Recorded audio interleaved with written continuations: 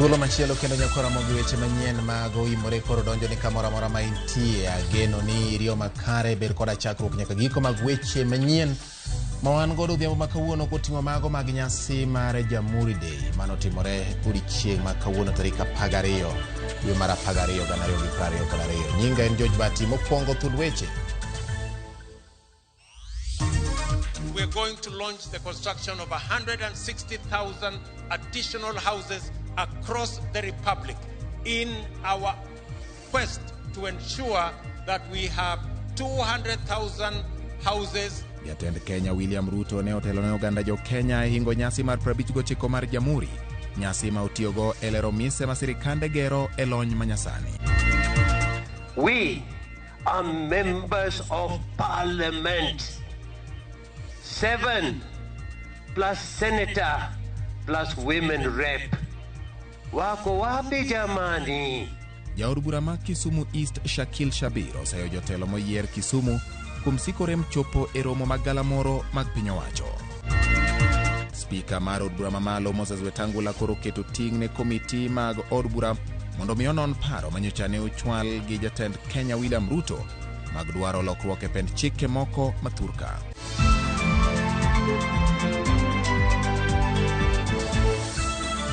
Inyalo tudori kodwa nambari 360 mano namba marwa mara ote machuok kata bende inyalo tudori kodwa kokalo Facebook mar RAMOGI TV, RAMOGI TV Kenya, YouTube mar RAMOGI TV, Twitter handle en @RAMOGI TV KE, kata inyalo luwo achiel kachiel Twitter handle mara ma en @GeorgeBati_.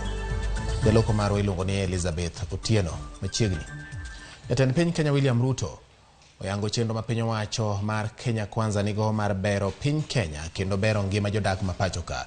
Ruto wacho ni piny owacho mare oseketo ikruok makare mar bero yore mag pur, keto lwasi makare mar arita kwe, kedo kod lokruok e kudho mar chal kor lwasi kod siro talanta mag rowere mapacho ka. Magi gin moko kuom weche mane owacho e twak mare e kinde nyasi mar Jamhuri Day. Lydia Okeyo miyowa mathoth. Sa 4 okinyi, jatend piny Kenya William Ruto nomolo e alap manyayo nyasi ne en mar Jamhuri.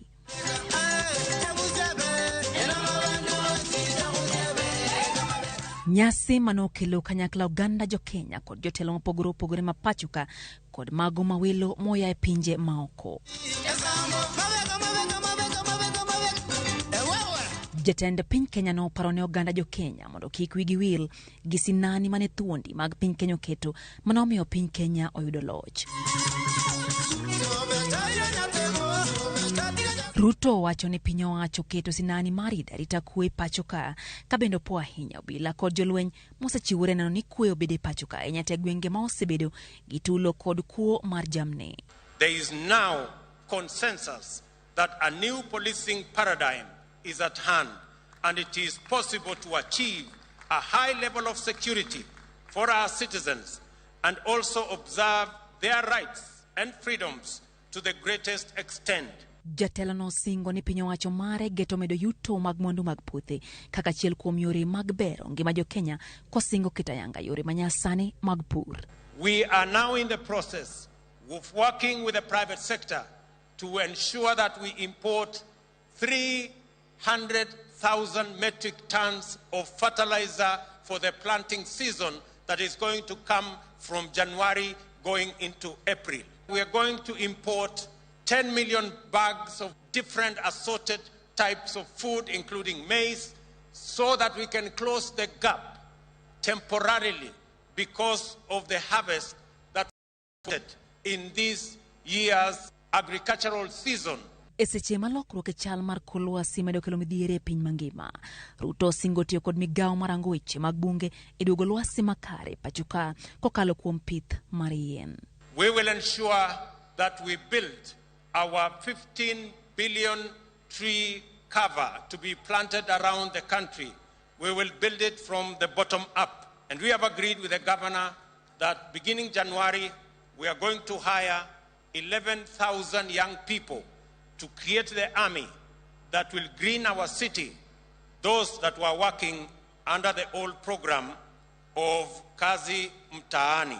bende omedo dhi mbele gi gedo mag udi mosechako kitayanga e moko kuom counties ma pachuka ka koro quartend counties ma pok ochiwore chenro ni mondo oriwre gi piny owacho mondo giber ngima jo Kenya ka bende osingo loso thuolo mag tije ne rawere ma pachuka.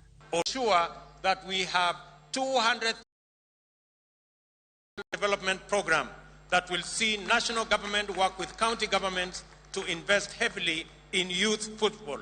This is the first step in our Football Vision 2030, where we will target our Harambee Stars to play at the 2030 World Cup and Kenya to host the 2027 Africa Cup of Nations.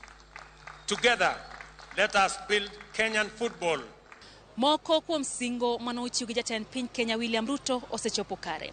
Ahinya to ketayanga guch hola mar Hustler Fund. Kakoro thoth jo Kenya ni kod geno ni singo modong ibro chop gi jatend piny no korewo koda ka duoko piny nengo ngima. Masai ni malo mokalo ne oganda jo Kenya. Lydia Okeyo, Ramogi TV, Nyayo Stadium, Nairobi. Jatend piny Kenya William Ruto yango lony manyasani kaka mise mongirore chopo dongruok e sectors ma pachoka koloso e nyasi mar Jamhuri. Ruto koni tudruok ma piny owacho oseketo kod kembe mag tudruok kod lony manyasani dhi miyo oganda jo Kenya lony mar jiwo yuto mag joma tindo kod ochumi ma pachoka. Lokruok makoro medore e sectors mopogore opogore e piny mangima onyuolo dwaro mar medo riekni manyien ma menyo dongruok mag ndalo mabiro ka giketo yot e chopo chenro mag dongruok ne pinje. E kinde malek mag pinje madongore ma Kenya en achiel kuomgi en chopo ngas mamalo mag dongruok. Osefwenyore ni jiwo lony manyasani kata ICT en achiel kuom mise mariembo mapiyo pinje e opara ka ochomo lekgi. Gino ma piny Kenya koro kete maino. We have decided that we are going to have a 100,000 kilometer super highway that is going to be built to enable internet access our homes, our towns, and every part of the Republic of Kenya, because that is how we are going to be delivering government services going into the future. E weche jiwo chiemo ma pachoka, jatend piny osingo chwalo gige pur e yor lony manyasani kaka okang' mar thiro achudhe ma osebede sekta no kendo nego chuny jopur. I want to encourage our farming community to register themselves, because going forward our fertilizer subsidy program is going to be dispensed on the internet, on e-voucher, so that we can eliminate brokers and eliminate cartels and ensure that targeted farmers have access to fertilizer. Kaka yo mare ni thieth manimba kendo mano manengo ne yueyo chopo ne jopiny, jatend piny okoni lony manyasani dhi tigodo e kano nonro mag weche mag thieth e gwenge mopogore opogore thurka. As we deliver our universal health coverage are made portable courtesy subscribers. In just 12 days, the Hustler Fund has lent 7.54 billion Kenya shillings to the 15 million Kenyans that are on that space.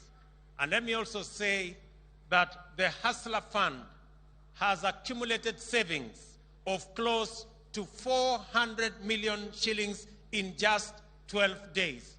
Well on track to 1 billion shillings in the next few days. It confirms the power of technology. Kenya choplek mage, joriekni e yor lony manyasani nyaka bedi. E wi mano jatend piny Kenya William Ruto oyango kweth mag joma oseyudo tiegruok kod mago ma piny owacho dhi miyo sir mar somo mag lony ma kamago kokalo e mbalariany mar Arizona State University. The Google Hustler Academy, who underwent an intensive and interactive training program, are ready to begin their journey in a world of work and opportunity that is now familiar territory. Everyone present in this stadium today will get a free scholarship on global entrepreneurship and innovation from the Thunderbird School of Global Management at Arizona State University. Koyango tudruok ma piny Kenya oseketo kod jokanyo mamoko kaka Google, Microsoft kod Visa e kin mamoko, jatend piny oluwo ni lalruok ma gisebedogo kod ongokego mag lony manyasani dhi nyuolo thuolo mag tije mathoth ahinya ne rowere ma pachoka. We've had a candid conversation place of innovation loso e nyasi mar jamhuri e paw tuke manyayo, kama bende gavana ma Nairobi Johnson Sakaja ne olose kapuoyo piny owacho mamalo kuom konye keto e tim chik mar neno ni bache magoyo thum e kuonde ma oganda odakie ogo marufuku. Ripota marwa Joyce Oduor miyowa mathoth. E nyasi mar jamhuri mane obage alap tuke manyayo, jotelo mopogore opogore ochopo e nyasi no mariwore kod jo Kenya e dialo higni 59 nyaka ne piny Kenya yud loch kowuok e lwet jowagunda. Jalup jatend piny Kenya Rigathi Gachagua otiyo kod thuolo no e puoyo jatend piny William Ruto mar kelo lony manyasani e jiwo chenro mar telo ne piny Kenya, kowacho ni kokalo e lony manyasani jo Kenya nyalo yudo lokruok e ngimagi kendo nyalo pogore kod weche mag dhier, fuwo kod tuoche. Every year we have marked this day with new hope and great aspirations as a people. This year, under your leadership, we take a greater leap not just into our history but into the future, especially on the singular aspect of technology and innovation. As a departure from the past, where tech economy was a mirage, poverty, illiteracy, and disease was our common denominator. These three enemies made majority of Kenyans slip into a life of great indignity. Bende otiyo kod thuolo no e puoyo rowere duto ma pacho ka mosebedo katiyo maber kod lony manyasani kendo jiwogi mondo gimed tiyo gi lony manyasani mondo girieny nyaka e bombe ma pinje maoko. Kenya has made a considerable progress in the tech race. We celebrate our young people who have continued to make us proud in this space. We encourage them to move with greater speed and dominate not only regionally but also globally, just as we have done in athletics.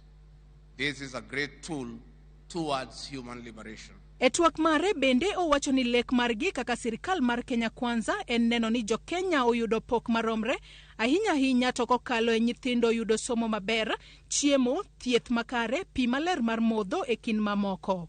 This is a path to an equal Kenya, where every child goes to school, every Kenyan has food on the table, where every Kenyan has access to quality and universal health care, where every Kenyan has clean and safe drinking water. We are leaving no one behind in this race. Your Excellency, this is the leadership our nation requires in the 21st century as we move closer to realizing Kenya's Vision 2030. Governor ma Nairobi Johnson Sakaja korka kore otiyo kod thuolo no e puoyo jatend piny William Ruto kuom siro chenro mar tieko koko e boma ma Nairobi kokalo e loro bache mayudore kuonde ma ji odake, kowacho ni gibiro manyo yore mamoko mag yuto ne jogo mayande tiyo e bachego. Your Excellency, today our children can sleep peacefully without endless noise from discos and nightclubs. It cannot be that young people cannot sleep because old people are enjoying themselves downstairs. We must restore sanity, we must restore order, and that is the dream of those who are there before us. Your Excellency, we shall continue in that work, and we shall make sure that we create more economic opportunities, even for those who are employed there, by zoning and establishing the right areas for each of us to ply our trade. Sakaja bende omor kod chenro mar jatend piny mar yweyo aoche mayudore e boma ma Nairobi, kowacho ni mano biro ting'o malo nyadhi ma boma ma Nairobi mane rika osekethore. We are glad that we've gazetted the Nairobi Rivers Commission that will go a long way in restoring our rivers, not just Nairobi River, but also Mathare River and Ngong River, and making that an economic frontier for a clean city, a city of order, a city of dignity, a city of hope, and a city of opportunities. Joyce Oduor, RAMOGI TV, Nairobi. Jopiny bende ne okodong' chien e nyasi mar jamhuri e pap manyayo. Oganda ne ochopo karomgi mana kaka jodito mag piny owacho bende ne omolo.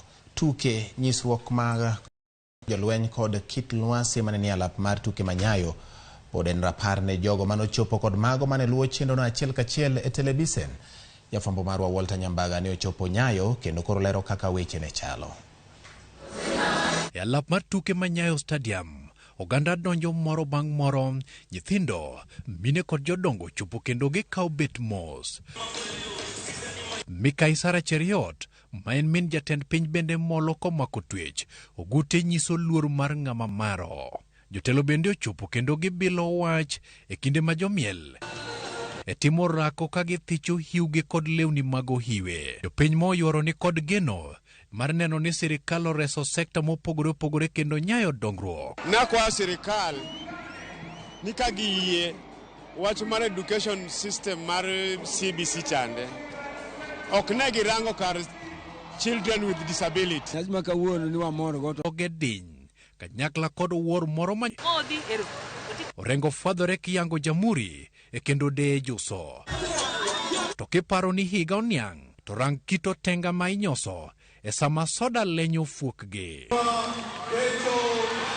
Min piny Rachel Ruto thinyore nyamburkone kod lawe mar jora mong'weyo kapet makwar.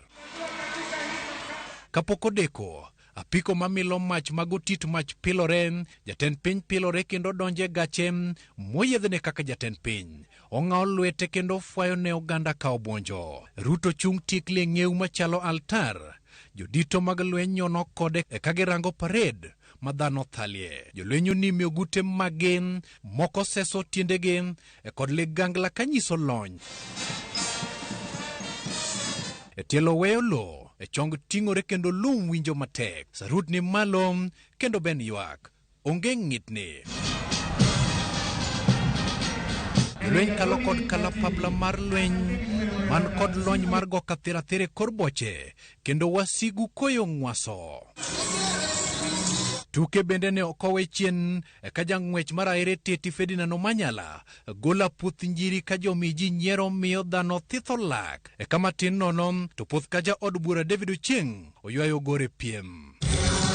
E gikone to jatend piny oyudo thuolo mar twak gi jopiny. Bang' tieko twak to oloro nyasi kendo jopiny ke. Gimoro moro man kod chakruok mare nyaka bed kod giko mare. Wagike giko mar nyasi mar jamhuri mar 59. Nyasi manopong' kod gigo mamoro wang' kod mago maywayo wang'. Walter Nyambaga, Ramogi TV, Nairobi. Ramogi kopogore kod buore Nairobi ka nyasi mar hingo dichieng' mar jamhuri ne obagi e counties mamoko bende. Ripoti yango ni kwan ji manoyworo e nyasi makamago neno. Kata kamano, jotelo mag counties notiyo gi thuolono mar chiwo twak margi. Millicent Adhiambo miyowa ler mathoth. Nyasi no, mani oganda kod jotelo onyiso e nyao yuoroe. Ne obagi e lap ma Kisumu Sports Ground kani otele kod jalup gavana Matthew Zowili kod jalup commissioner morito sub-county ma Kisumu Central Hussein Alason. Jotelo mane oyuoro e nyasi no kane twak gi jopiny.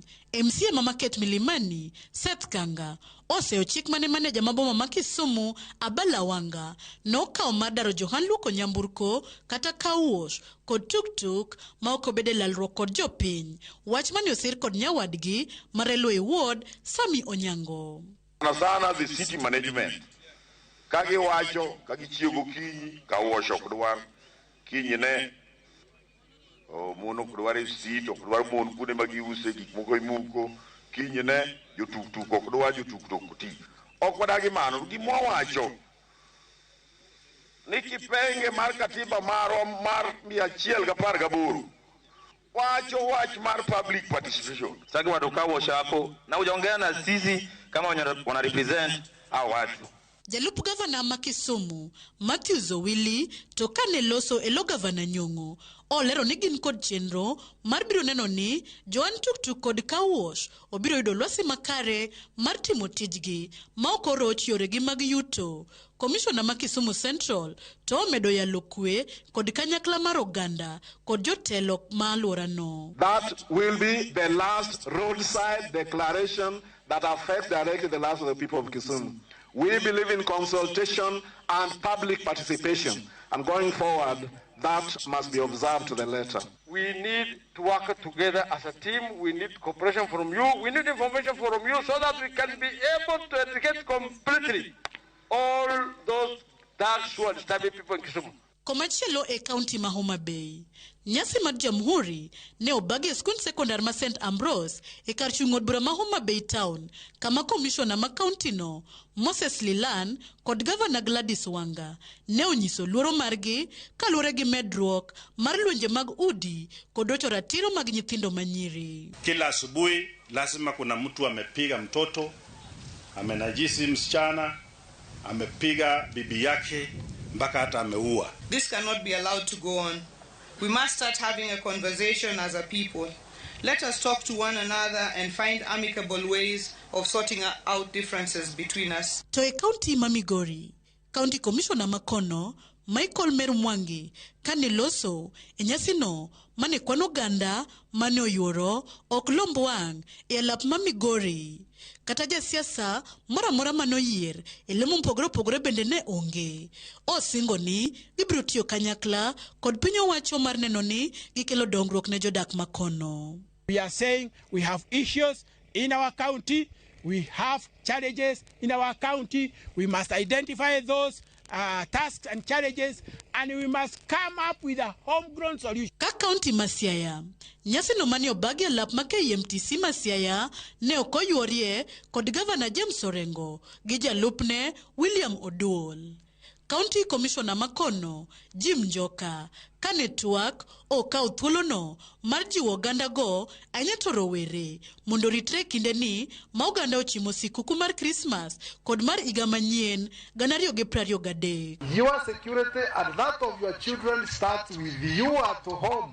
Hakuna vile mzazi utaachilia wasichana wako, vijana wako waende kwa disco matanga. Bende e county Makisi, nyasi no manotimore Tendere Bomachoge, County Commissioner Alan Machari kod Governor Makono Simba Arati to otielo e wach mar riwo wi oganda kod kelo dongruok. Tafadhali, we wanted to reduce the political temperature. Let us rally our to delivering what we promised we deliver them. Tutashirikiana na Mheshimiwa Rais kuhakikisha kwamba hizi fedha ambazo ameahidi zitakuja itakuwa kwamba is legacy building. Enyasi mar Jamhuri mar 59 en mokwongo mabende timore e seche ma jatend piny Kenya William Ruto ni e telo. Kabende katobedo ni kwano ganda okoyworo karomgi, gigo motwage nyiso ni geno nitie ni lokruok nyalo biro nyime. Millicent Adhiambo, Ramogi TV.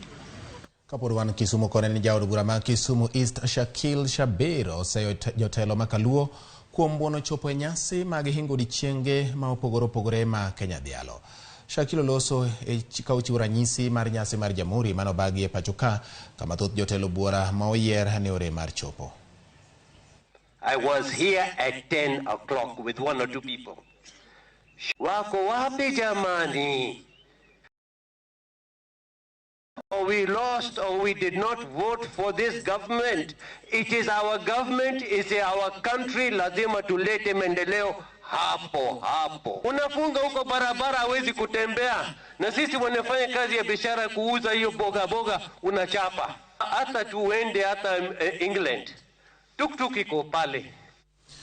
Ero kamano nyakwara Ramogi kuom keto Ramogi TV wadane wadhi yweyo maradundo kata kamano pod wan gima thoth ahinya in mabende imedoro na ote mari. Ero kamano mina Avril kanitire game rabuor wacho ni happy Jamhuri Day George Bati. Ero kamano ahinya Bati Nyambaga olero gino ayiego iluongo ni Asoro Wuod Lucy. Ero kamano ahinya Asoro. Ramogi ler ndi akwa hayo maber ne Lala Secondary School form 2 West. Wapani jopuonjre no seloro ya koso itire mapod dhi e sikul. Collins Ouma wuoda Joseph Adwol winjo Ramogi TV kantiere gwenge mag Kanyamkago Rinya kendo wacho ni Ramogi chwalo weche manyien e yo makare. Pastor George Maro diko panya mano mar Jesus Fellowship Church wacho ni entiere kendo pod gi pak ne Ramogi TV e odiechieng' ma kawuono ni mar Jamhuri weche ong'ith kendo chopo ne geyo makare gin kanyo koda jok machalo kaka Marco Dhiambo gi Balino Dhiambo Deva Weno bende koda Mary Nyar Mwalimu Pompido Kumu manyakwaro Dinya wacho ni en bendo neno Ramogi TV Edwong Elisha Onyango Wiyo gi jaode Jen mar Amano Dikones magod kwer SDA bende wacho ni gintiere kendo Ramogi TV nyongo gi weche manyien gi ripode makare mamiyo gi ng'eyo gik matimore. Ero kamano ahinya nyakwara Ramogi. Ofide mar BK bende aneno ka ote mare donjo ka pod gi pak kuom medo kete kaachiel koda jok ma bende medo ndiko ne nambari 360 nyakwara Ramogi kata Facebook marwa mondo ing'e mathoth matimore. Wadhi e yweyo ka waduogo wan gi mabiroge. Obila Manarok nono miruti mane omuoch kendo hinyo nyithindo 2. Username Investments presents the domain Kisumu along Kisumu Mambo Leo Miwani Tamak Road starting from 399,000. SMS the word dollar to 20321 or call 0725 000 222.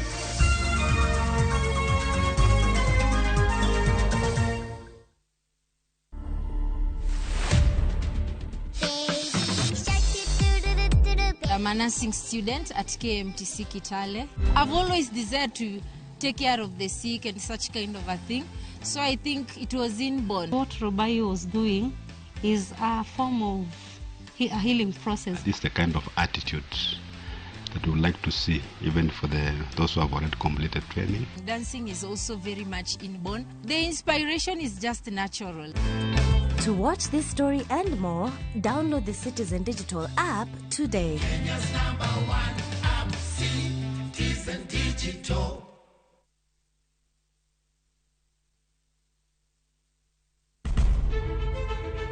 Penj laktar ok en ka chenro moro amora. Wach mar P2 emergency pin yore monyo gino kapere mene giketho system. Wakelo ni achiel kachiel lakteche man gi lony mararieya e weche ngima dhano. Koro ka goyo picha to dhi nyisa kind lekene.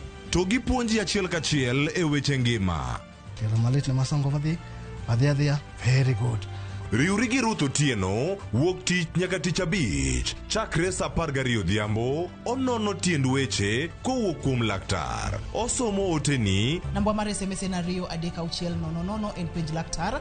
Kendo kawo simbi. Wadhi kawa simbe jowinjowa jonenowa. Mana Ramogi TV.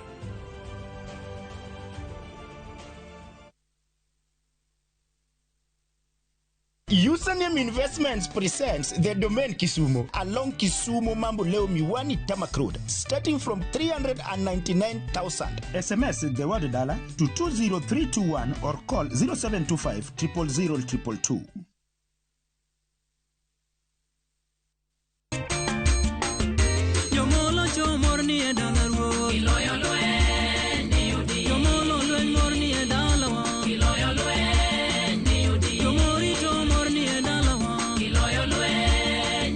Opak Ruoth Nyasaye, ma jatich Ruoth Brother Wycliffe Oruko. Mondo iyud wendane kaka skiza tim mari, di mana *860 *415#. To parie ni Ramogi TV enie ot mar jower te.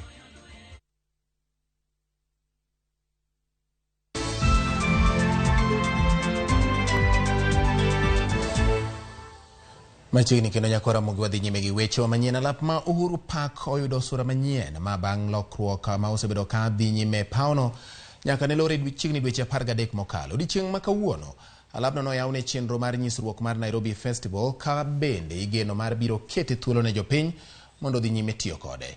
Jafwambo marwa Judith Omondi ne olimo alapno kendo miyowa ler ewi wachno.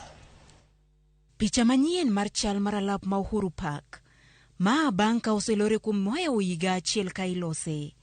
Yamo kudho mayom ye pauni. Papi ler. Lum manikara lum manaka nyinge. Ranyisi ni oritige yo makare. Ma Uhuru Park manyien. Uhuru Park ma opogore gi manen higa achiel mokalo. Thuolo koro ne oyaw ma adundo ne jopiny odiechieng' makawuono kendo tuke mopogore dhi nyime iye ka. Nyithindo bende winjo mor.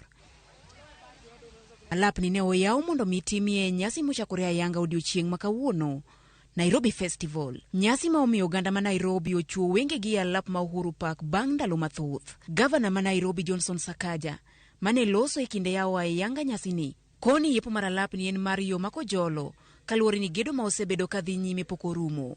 Okoni paro mar gedo alapni e bago nyasi e kinde gi mag sikuku biro kelo mor ne jo ohala ma biro uso e alapni. We've launched the Nairobi Festival where we're showcasing the talent of the people of Nairobi. The park is not officially commissioned or opened. This is just for the purpose of the festival. There's some more work that we are doing. We're waiting for the assembly to pass the budget which they have. So after the festival, we will close it and complete the works for a grand opening. Mondo mija piny donje alap ma Uhuru Park e juma chiel ni mangima, ji madongo biro bedo ka chulo shillings 100, ka nyathi to biro chulo shillings 50. Omenda gi Sagaja okoni ibiro tigo e konyo ji ma ok nyal e moko kuom gwenge ma pacho ka. Registration process for traders and for artists. We've had auditions here for a few days. It was all out there on social media. If the other artists want to present and perform, let them come and attend. From where they are, their talent might stand out and they'll be given an opportunity. So we have somewhere you can take our kids during this. Kuingia sasa, unaona hapo kutakuwa na watu wengi wanakuja kuingia, wanapata nini mzuri. Si kama sasa, unajua sasa najua ni watu wengi wamejizulia huko nje juu ya kulipa. Gedo maralap ma Uhuru Park osechopia tamalo 85 kendo igeno ni biro yawe dwe mar 2 higa manyien. The works that are remaining are minimal. Just powerhouse. We want to do a dancing fountain like what you see at Dubai Mall. And just more fixtures and fittings, issues of water. We're putting up an entire station that will house more than 150 police officers because we are going to have 24 hours manning. Nyasi machal kod mae biro bedo kibago kod tend county ma Nairobi higa ka higa kaka yo mar kelo jodak makae kanyakla mondo migi lalre wi weche mag ohala ka achiel kod pok mopogore opogore. Judith Omondi, RAMOGI TV, Nairobi. Speaker mar od bura mamalo Moses Wetangula ogolo chik ne komiti ma opogore opogore od bura mondo rang ote mar jatend piny Kenya William Ruto ewi paro mar kelo lokruok ne moko kuom chike ma pacho ka. E ote ne jod bura, Speaker ogolo chik ne komiti adek kamutingo mano mar ratiro kod chike JLAC e kind mamoko ka ting duto mag timo lokruok ne pend chikego koro dong' e lwet komiti go. Wycliffe Oko nigi ler mathoth. Kaka yorno mar duoko ote jatend piny Kenya William Ruto ewi timo lokruok ne moko kuom pend chike ma pacho ka, Speaker mar od bura mamalo Moses Wetangula gikone to ne ogolo chik ne kamati mag od bura mondo rang ote jatend piny Kenya no. E ote mare ne jod bura Wetangula omiyo kamati ma ochung' ne ratiro kod chike ma idendo kaka JLAC mondo rang paro mar dwaro loko katiba kendo chuoga pis mar jatend kweth makwedo kata keto sirikal tesre. Bende odwaro mondo komiti no rang paro maloso ewi chik mar neno ni kwano koyombore malach e kind wakeini kod joma chuo e lemo mag telo, mano ma idendo kaka 2/3 gender rule.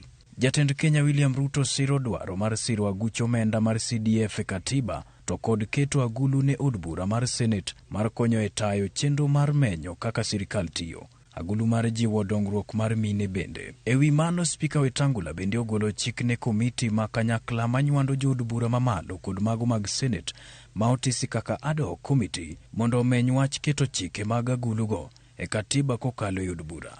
Dwaro mar jatend Kenya William Ruto mar jiwo chike mag od bura mondo omed od bura teko mar menyo kaka sirikal maduong' tiyo, Speaker Wetangula okoni komiti marango kaka chike od bura tiyo mondo omiyo non chenro ma kamano. E ote mare ne Speaker mag od bura tarik 9 dweni, jatend piny William Ruto nyocha ochwalo ote ka ojiwo lokruok ne moko kuom pend chike mathurka, okang' makata kamano kwede gi ogai mar Azimio Raila Odinga. Raila wacho ni ting' mar loko katiba ok owinjore obed mar jatend piny, ka wacho ni lokruok mar katiba winjore tim kokalo e lwet jopiny kendo winjore chwal ajenda ma kamano gi jopiny. Bende olero ni lokruok mar katiba nyaka bed mano mamenyo lokruok manyalo kelo dongruok e ngima jopiny. Raila bende penjore gimomiyo sani Ruto temo kelo lokruok moriwo koda ka gigo mane nitie paro mar chik mar BBI ma kindeno en owuon ne okwedo. E twak mare kanyo limo kaunti ma Nyandarua, jatend piny William Ruto korka kore osiro kang' mar dwaro ni tim lokruok ne chike, ka achiel kuom mano ma osiro en dwaro ni chuogi apisi mar jatend kweth ma keto sirikal tesre. Our friends in the opposition, we have no quarrel with them doing whatever it is that they are doing as an opposition to keep their oversight role. All we are asking them is that we must do this in an environment of peace and being patriots so that we can do that which is good for the people of Kenya. Wenge duto koro biro menyo od bura mamalo kaka mati mag od bura biro bedo gi ting' mapek ewi chenro mar loko chikego, chenro ma pod medo nyuolo paro ma opogore opogore e pacho ka. Wycliffe Oko, RAMOGI TV. Nyithindo moko ariyo oyudo hinyruok tok miruti moko ma ichich ne nyalo bedo mbom muoche gwenge mag Kikumkur ma yudore masawa mar Narok. Apisas mani kod lony miruti kod mbom ne ochopo tekogi ka gi thuolo ni obila dhi nyime gi manyo ng'eng'e mag mirutigo kapono ni pod nyalo bedo e alworano. Bende obila mag okwach kich tinende ochako nonro e wi gima nyalo kelo tie mag mirutigo e alworano, ka gikwayo jopiny mondo omi ogo lipot ne obila poni giromo gi gigo ma gichich ni nyalo bedo kit miruti kata mbom e gwenge makono.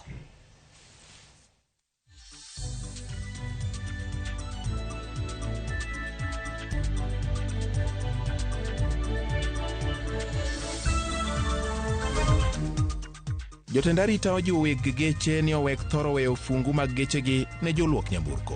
Usanium Investments presents the domain Kisumu along Kisumu Mambo Leo Miwani Tamak Road, starting from 399,000. SMS the word dollar to 20321 or call 0725 000 222.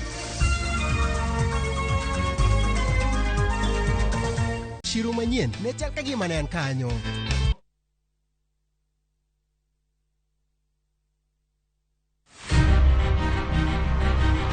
Onyalo bedo nyaminu, osiepi, jaodi, mamani. Agamo nyathina chata tu e bundia. Duto te en miyo. Yo manyalo en miyo mawuok oko gokinyi. En okumba mar dongruok e piny mangima. Kokedo kod gigo mathoth mondo tache orieny maler. Akony rowere, aero empowerment. Wating'e malo. Molino kikiket mbele. Wajiwe. Ang'ol gi tienda koni, lakini wiya to ler. Mondo warieny kanyakla e mine nyalo. Mine nyalo kabisa. Tudri kod Stella Brenda Ochieng, tich adek ka tich adek, chakre saa 8. To ibonwa Ngeso ka Ngeso, saa 7:30 odiochieng'. Mana e chenro mar Mine Nyalo.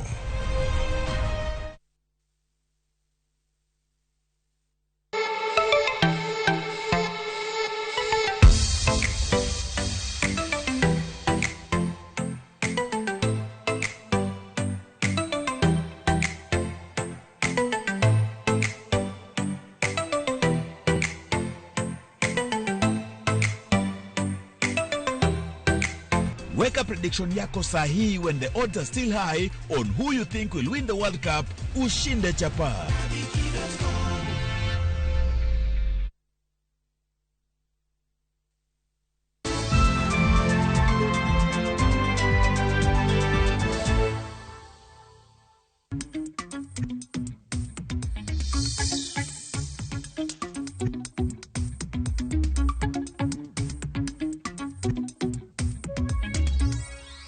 Machiegni kendo nyakoro Ramogi jwang' wadhi nyime gi weche manyien koro wadonje mago motenre kod gino manyalo miyo ibed gi ng'eyo nikech joma thoth osebedo katime to samoro gi ng'eyo ni ma nyalo kelo negi chandruok. Jodak ma Vihiga manitiere gi nyamburko magi ma gi riembo ojiw mondo mi obed motang' gi kaka giweyo fungu mag nyamburko go e kuonde ma iluoke geche ma ong'ere kaka car wash.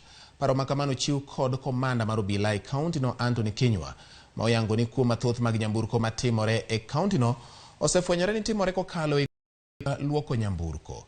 Kinyua wacho ni kuom kamago osebedo kamedore kaluwore gi okang' mar weyo fungu ne jok maluoko nyamburko. Mathoth gi iseyo ni goyo chapa ofungu go kasto bang'e gikwalo nyamburko. Jatend okwach kich ma Vihiga Joshua Chepto kata kamano ojiwo ji ma osekwal nyamburko magi mondo mi ochiw lipot e seche machon mondo obila okony mako jokuoge kapok giringo gidhi mabor. Tafadhali chunga kifunguo yako, hapana peana kifunguo. Wacha gari ioshwe, kama itaweza kuoshewa nyumbani, uhakikishe kifunguo yako uko naye hadi wakati gari itakamilika. Unajua kama kesi gari iliibiwa leo, mtu amewacha gari yake leo na hajaangalia hiyo gari mpaka kesho kutwa, anakuja kusema alikuwa ameweka gari yake hapa, na anakuja baada ya siku mbili. Kama mwizi alichukua hiyo gari na ameingiza Uganda. Mabende biro manyo. Omina baba ofis kendo gimosre gi jatend piny William Ruto. Uhuru Nyamboko Yugis Dala wacho kamano. Kamano nya Collins Ouma wuode Joseph Aduol Ramogi ler kendo donje yo makare ngima Kanyam Kagorinya. Kamano kuom kete kaneno ka donja Migori wacho ni report mar Nyambago omiya nyiero ma ok chiegni ni de lenyo fuogi gi soda wach malicha ahinya kod Ramogi. Joshua Soja wuode Katieno bende wacho ni Ramogi TV ler. Mike Ochere Loch Maja Kiranda wacho ni apoyo jatend piny William Ruto kuom kelo Hustler Fund mondo konji okomborwa pasta mar watho ng'er kadem mago jok mabende aneno kandiko kar kaendi kasto Adhiambo Caroline Adhiambo wacho ni bati osekete chenro mar Oimore kendo mor nega. Mary Weya wacho ni kothe ma gowa koni to Oimore to kanyal pogora godo. Erokamano nya Samuel Ochiel mano Samuel Ochiel bende wacho ni winje yo makare kaachiel koda Uching Jakosege wacho ni asomo gik mathoth ahinya e twak ma jatend piny Kenya William Ruto obedo godo kawuono e nyasi mar Jamhuri. Bed ndiko na kata mane Facebook bende ka kamano yiena mondo mi wachak wadhi yweyo machielo ni mar wan gi mathoth ahinya. Jok ma bende medo ndiko kamotingo kandi MC Mayala Township Willy Kinyanyi wacho ni ngima oganda jo Kenya nyaka koro neni oket nyime kendo oganda omak yore mag lony manyasani ni mane manyalo jiwogi the domain Kisumu along Kisumu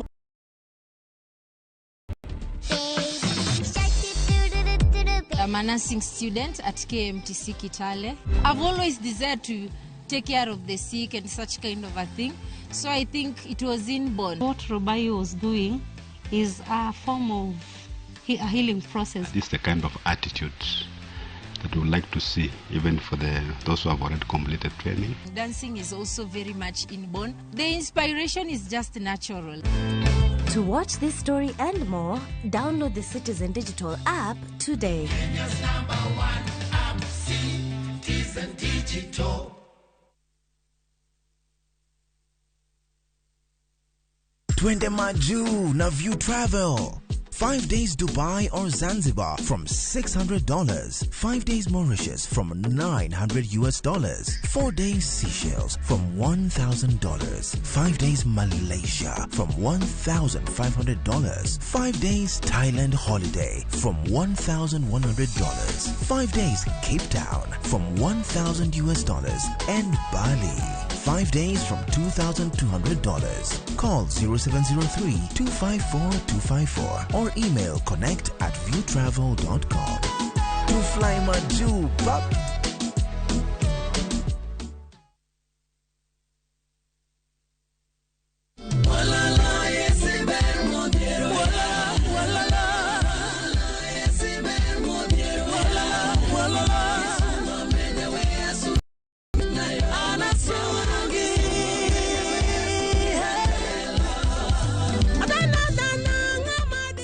Honeno ni hero wer mar Yesu Wololo akwayi kuom ng'wono mar Kristo bonye *812 *784#. Par ni yani Ramogi TV en od jower duto tetete. Pungua. Nini naendelea hapa? Wewe funje mlango wapi? Ni makarao. Na tumerudi na vishindo. Ni kundi alalajo. Wewe kopro. Muse ni sergeant nimefika. Nini? Panya imeipa ukali yangu ya usiku sasa hivi. Lugha tiso unacheka na una meno mbili. Changamka wakati wowote mahali popote na vipindi vipya vya makarao. Wapi huko? Tazama makarao sasa ndani ya View sasa. Kilasa witu. Wadonje weche mag tuke jotugo abich mathoth kuom Mombasa.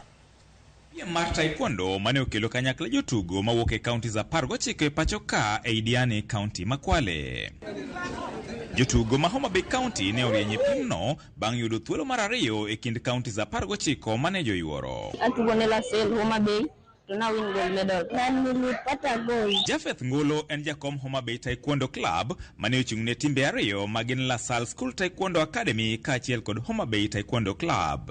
Wan gi jotugo abich moyudo gold medal, jatugo achiel noyudo silver. Jotugo moyudo gold medal gi biro bedo gi thuolo mar tugo ne pinywa mar Kenya higa mabiro e tuke mag Africa Championship Rwanda mabro bedo dwe mar 4 higa mabiro. Kako machielo bende ojiwo tent county ma Homa Bay mondo mi ochiwne gi sir motegno kolero ni kopogore gi tuke mag African Championship madhi timore Rwanda higa manyien, nitiere jotugo ariyo manie national team madhi e piem mar International Championship e piny Spain. Wan gi jotugo mosekelonwa medals kwa International Championship gi countries maoko machalo kaka Portugal, machalo kaka Morocco, kata mana Egypt. Kinyalo miwa the support ma wadwaro wanyalo timo maber moloyo. Kaunti ma Kisumu ne bende oyuore piemno kuma junior team ne okawi thuolo mar 4. Silver wayudo Arroyo, Bronze wayudo 3. Taekwondo imekuwa ngumu kidogo, lakini tumeng'ang'ana tu. Hata hivyo nimejaribu, nimekuwa namba 2 yenye sikuwa natarajia kuwa namba 2. George Aoko, Ramogi TV, Diani, County Makwale. Koronje tuke mag agoko kata rugby ni tim mar rugby mar Nakuru RFC noyudo loch margi mokwongo season ni ka joloch higni mokalo Kabras Sugar. KCB RFC kachiel kod Menengayo Elias bende ne odhi mbele gi tugo maber bang' yudo loch e round mar 3 mag tuke mag Kenya Cup. Tim mar KCB RFC noketo e giko loch mar Homeboys ma gisebedo godo e tuke mokalo bang' loyo gi points 24 kuma pare alap mar Waraka Sports Club. Darwin Mukiza noketo KCB mbele bang' yudo points 7 kapok Zeden Maro medone KCB try mar ariyo katugono ne odhi yweyo points 10 kuma 7. Hatis Lilako no medone KCB try mar 3 aka jotugo Flanka Martin, Andrew Amonde kod Brian Wahinya no medo points ne KCB. Alap mana Nakuru Athletic Club team mar Nakuru RFC noloyo tries 4 gi conversions 3 kama omiyo gi loch. Unstructured play, but we managed to recover. The opponents, they came for us. We didn't expect the unorthodox play, but we managed to pull out. Nyakoramogi launch mar points 19 kuma pare kindgi kod Black Blood. Samuel Asati Nyakoramogi gin mago kuom jotugo mane okelo loch makamano. E tuke mag basketball mabende no bagi alap ma mbalariany ma Nairobi bika team e Weimar Mustang noloyo team mar New Sasa points 57 kuom 22 e tuke mag league maduong'. Alap mar alap onogo ma mbalariany ma Nairobi team mar Equity Hawks noloyo team mar mbalariany ma UON Dynamite points 75 kuom 32 e league maduong' mar Wakeni. Equity Hawks no kao loch e kwota mokwongo points 15 kuom 5 ka kwota mar ariyo bende ne gikao loch mane otero tugono e yweyo points 36 kuom 20. Team mar Hawks no dhi mbele kod tugo maber kendo yudo loch mar points 17 kuom 6 gi 22 kuom 6 kaluwore mane omiyo gi loch mar points 75 kuom 32.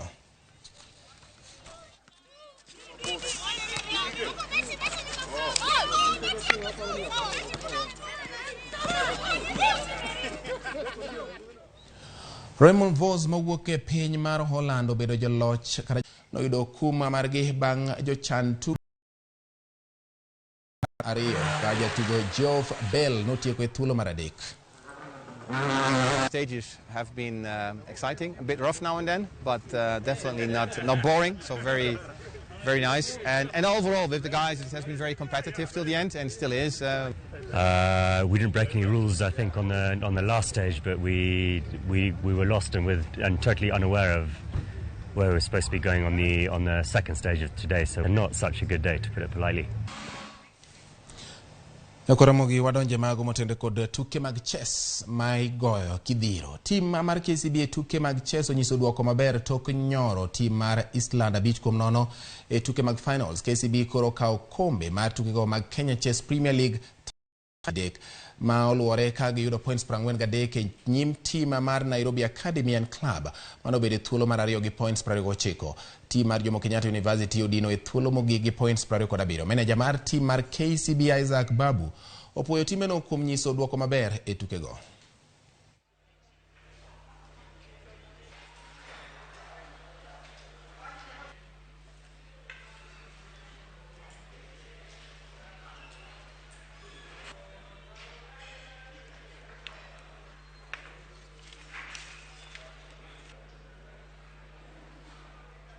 We have resumed back to the normal league, which is our where we always like playing against each other when you are seeing the opponent you are playing with, rather than when you are playing online. Online, you don't know if the guy is being assisted by.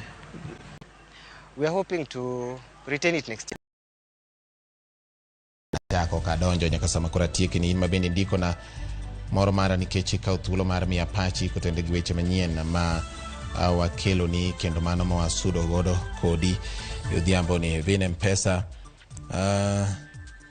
dibed ni loso ne opposition office mar mosruok e yo mariek mano penjo mar vin mpesa ka ng'eyo mano duoko mare aonge godo vin kasto paji penjo kaendi ni to wach mar Arizona University kokalo kuom wach tiegruok mar lony manyasani mane jatend piny osingo chao gi kanye joma ne ni nyasi naneno ka ong'isi mondo mi odonjie mbui kendo aparo ni kaka jatend piny nowacho ni joduto mane oyware nyasi no donjo koro koponi nyasi no bai to koro in chieng' ng'ong'o gi nyakumba kaka koro diponi gino bende nyalo mana bai kata tiegruok tabu mar baro lengo okwayo jo KPL masia mondo mi otimnwa replacement mar transformer baro lengo secondary school KPLC apano uwe gi jo Kenya Power. Okay. Ruto ogolo twak to kang'eyo kama piny Kenya biro dhiye mano wach ma owach kanyo nyakwara Mogi. Kao kamano gie sani to yiena mondo mi watieke gi kanyo wach kitieke nyakwara Mogi ka watieke to kiny ne bed maonge gima nyalo wacho. Jaloko marwa kuom thuolo ni duto te obedo Elizabeth Otieno elo jogo mosiro weche manyien mag Oimore odiochieng' mar Jamhuri Day pod amedo mana kwayo ni Jamhuri Day makare. Nyinga en George Bati, riti wasani.